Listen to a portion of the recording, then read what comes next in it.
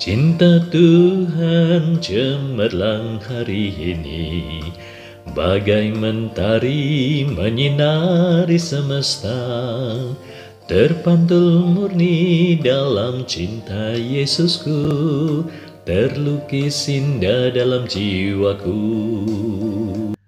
Selamat berjumpa kembali sobat-sobat Lumen yang terkasih. Terima kasih untuk Anda yang terus mendukung pewartaan Sabda Tuhan dan membagikannya kepada yang lain. Bagaimana kabar Anda? Saya berharap semoga Anda semua dalam keadaan sehat dan tetap bersemangat di dalam hidup.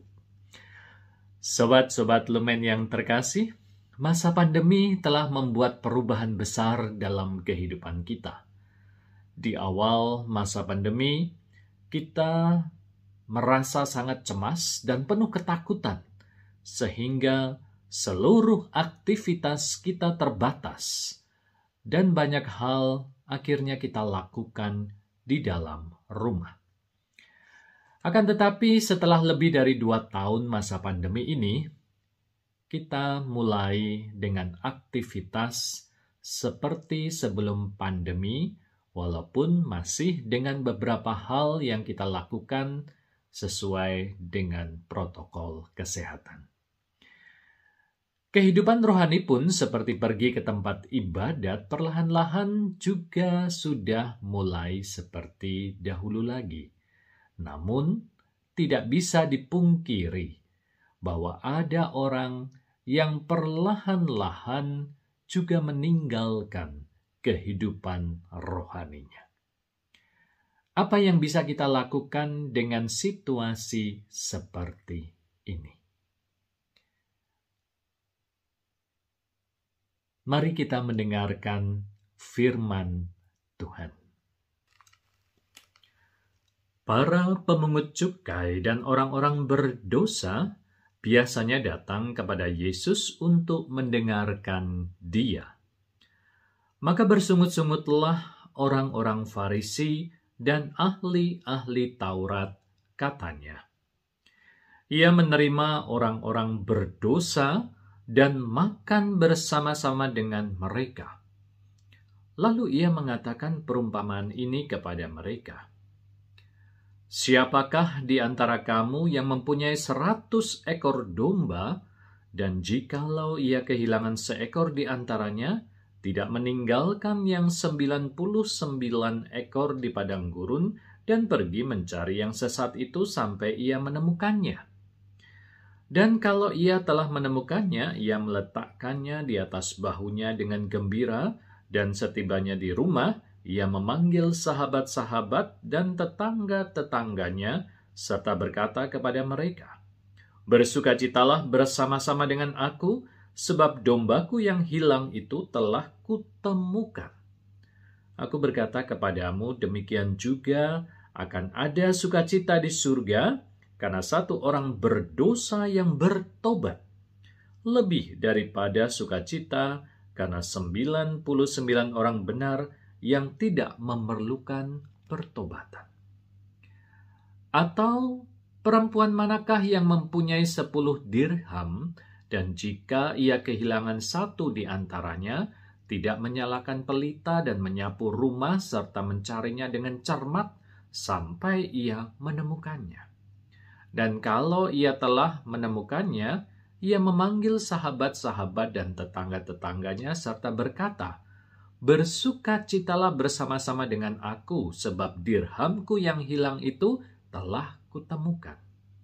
Aku berkata kepadamu, demikian juga akan ada sukacita pada malaikat-malaikat Allah karena satu orang berdosa yang bertobat.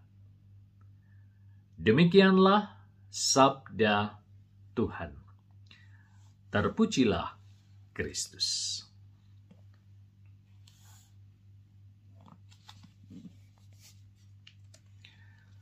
Sobat-sobat Lumen yang terkasih,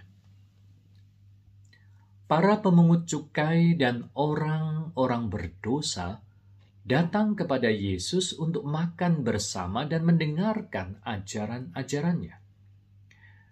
Mereka itu menjadi sahabat Yesus. Akan tetapi, hal ini membuat orang Farisi dan ahli Taurat tidak suka karena orang berdosa sudah selayaknya disingkirkan menurut ajaran mereka. Bagaimana keadilan Tuhan bisa ditegakkan kalau orang berdosa diterima? Bukankah mereka seharusnya disingkirkan dan dihukum?